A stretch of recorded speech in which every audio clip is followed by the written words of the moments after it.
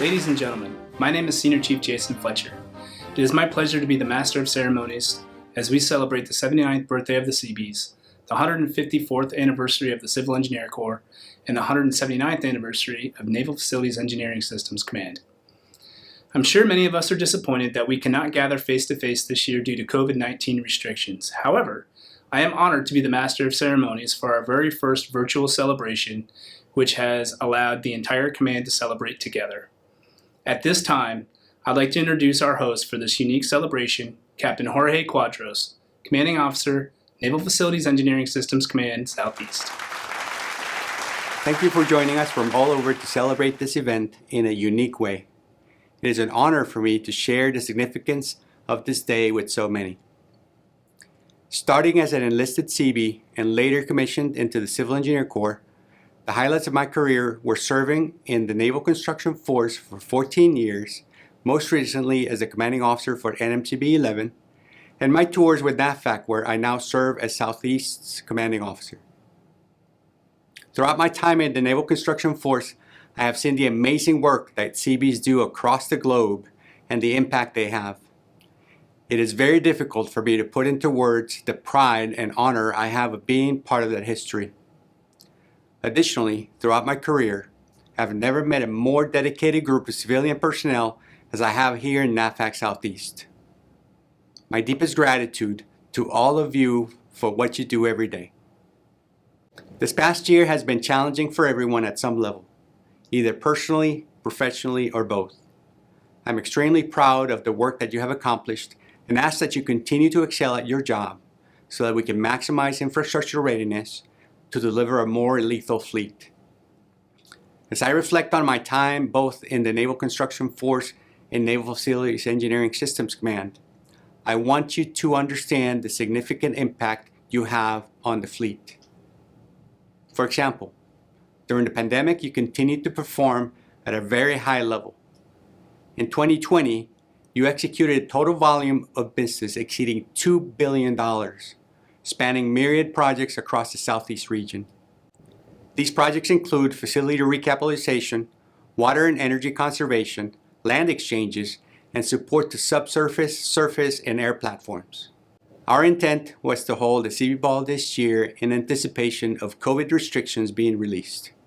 However, we're not there yet. While we cannot gather together as we normally do, it is important to continue to pay tribute to our rich history. This year, I wanted to capitalize on the opportunity to include all of our installations in this celebration. New ways of conducting business have provided opportunities for us to collaborate through alternative means that we may not have considered prior to the pandemic. This is a testament to our adaptability and drive to ensure mission requirements are met. As we make our way through these challenging times, I know we will come out stronger and more agile and adaptable. I'm optimistic that next year we will be gathering in person for the Seabee Ball. Happy birthday, NAVFAC, the CEC, and the mighty Seabees. Hoorah! The history of Naval Facilities Engineering Systems Command, the Civil Engineer Corps, and the Seabees all come from the Bureau of Yards and Docks. The collaboration of these organizations are instrumental in providing the infrastructure that supports the combat readiness of the American warfighter. Our signature can be seen on every building, runway, roadway, and more onboard Navy and Marine Corps installations across the globe. Please stay with me as we navigate through some highlights of each organization's history. We will start with the oldest and save my personal favorite for last.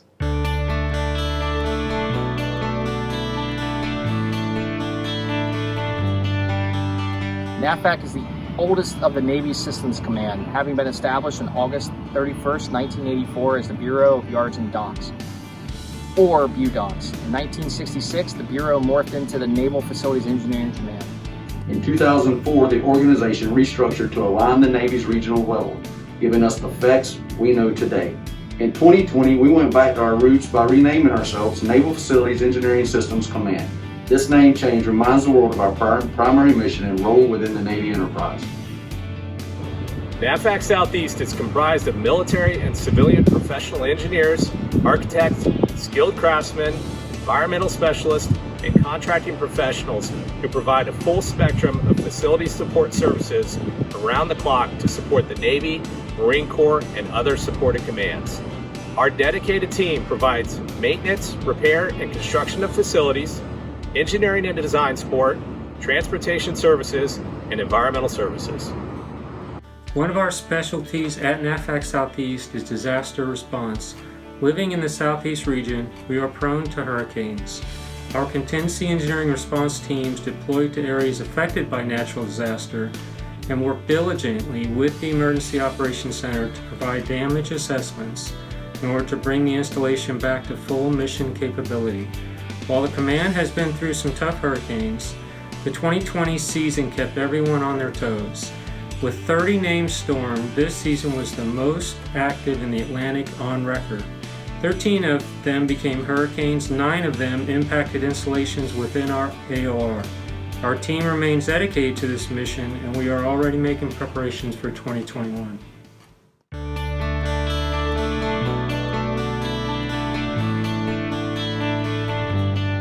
On March 2, 1867, the Navy created the Civil Engineer Corps with just 5 engineers commissioned as officers. Due to seniority amongst this group, Captain William Sanger became known as the first CEC officer. It wasn't until 1881 that CEC officers wore the Navy uniform with the creation of the live insignia that we wear today. This insignia unifies us as corps of exceptional engineers, no matter where we are in the world. Think about it today, it's difficult to imagine that the CEC officers were led by anyone other than a fellow CEC officer. However, it was until 1898 that CEC officer was appointed Chief of PWDs. Rear Admiral Mordecai T. Endicott was the first CEC officer to be in charge of the Civil Engineer Corps, serving from 1898 to 1907. During his tenure, Endicott quadrupled the amount of CEC officers, was instrumental in constructing facilities to house the Navy's first steel ships, became the first CEC officer to attain the rank of Rear Admiral, and set precedents and law that all future chiefs of PWDs be CEC officers. There are 2 different types of commissioned officers in the U.S. Navy, line and staff. Line officers can exercise general command authority and can take charge of a command. Staff Corps officers are specialists in their career fields, like physicians, lawyers, engineers, chaplains, and more. Today, there are 8 Staff Corps in the Navy, and the CEC is the only Staff Corps that can command an operational unit, all thanks to Rear Admiral Ben Morrell. On March 19, 1942, the officers of the Civil Engineer Corps gained the authority to exercise military authority over their own construction units, also known as the Seabees. This change in leadership was essential to the victories of World War II and remains essential to our success today.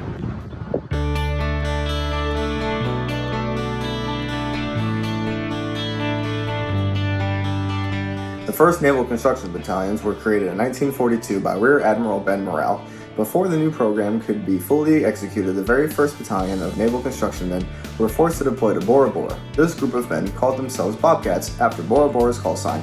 It wasn't until a year later that they were known as Seabees. The notorious Seabees Fighting Bee was created in 1942 by Frank J. Iafrate. His original idea was the building beaver. This idea was scrapped because while beavers are known for building great structures, they are not good fighters. After further research, Iafrate realized that the best animal to represent the construction battalion was the bee. Bees are hard workers and capable of building great structures. They will not bother you unless you bother them, at which point they will defend with a dangerous sting.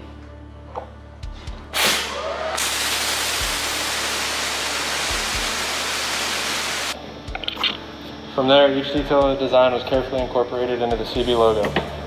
The initials of construction battalions are C and B, so upon the implementation of the Fighting Bee, these units were lovingly renamed Seabees. Well, our motto is Constructimus Batuimus, which means we build, we fight. Seabees are also known for their great humanitarian efforts.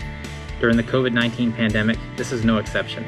Seabees across the globe adapted to overcome the mission without spreading the virus. Meanwhile, they continued to build schools and hospitals in the Pacific. The Seabees of the Southeast continue to maintain mission readiness and are prepared to answer the next call for assistance. These great teams continue to work together to accomplish great things in support of the American warfighter, their families, and the surrounding communities around the world. Examples within our own AOR include construction of support facilities for the Littoral Combat Ship Platform at Naval Station Mayport, the recapitalization of the dry dock at Naval Submarine Base Kings Bay, the implementation of new technology with the Unmanned Aircraft Systems Program, facility recapitalization of various facilities on board Naval Air Station Corpus Christi, a historical land exchange to support helicopter platforms at Naval Air Station Whiting Field, the execution of the Navy's largest energy-saving performance contract at Naval Station Guantanamo Bay, the recovery efforts of 7 installations following 4 major hurricanes, the renovation of a facility after an active shooter event on board Naval Air Station Pensacola, and so much more. Each of these projects are different and pose their own set of challenges. Our team of teams continue to tackle them every day, demonstrating our resilience and adaptability in the face of adversity. Congratulations on another successful year. Traditional military ball ceremonies include the table to honor our fallen brethren, prisoner of war, and those missing in action. In order to keep this important time-honored tradition alive, as well as their memory, please join me in a moment of silence.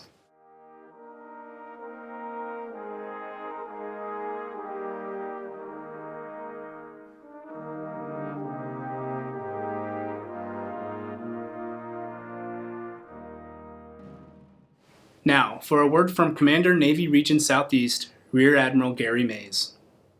I want to wish the Civil Engineering Corps and Seabees a very happy birthday this week.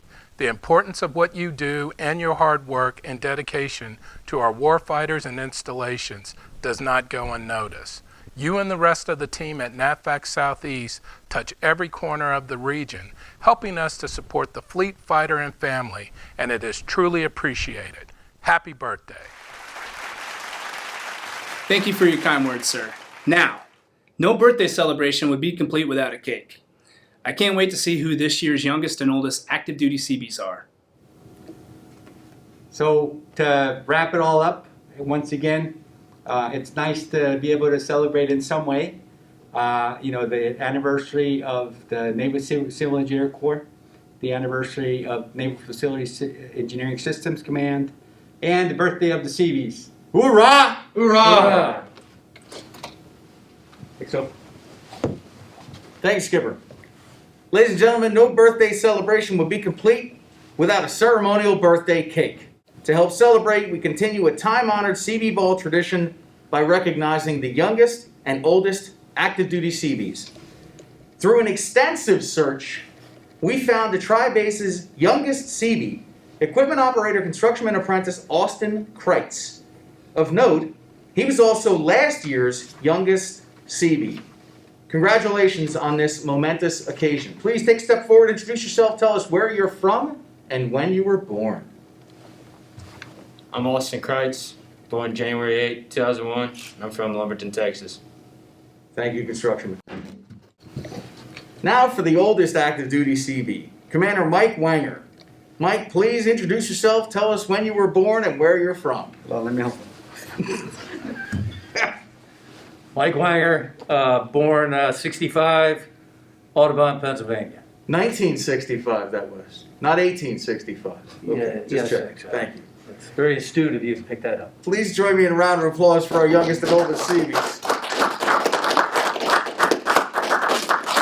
If you gentlemen will proceed forward to the cake with Capt Cuadros, you will cut the cake.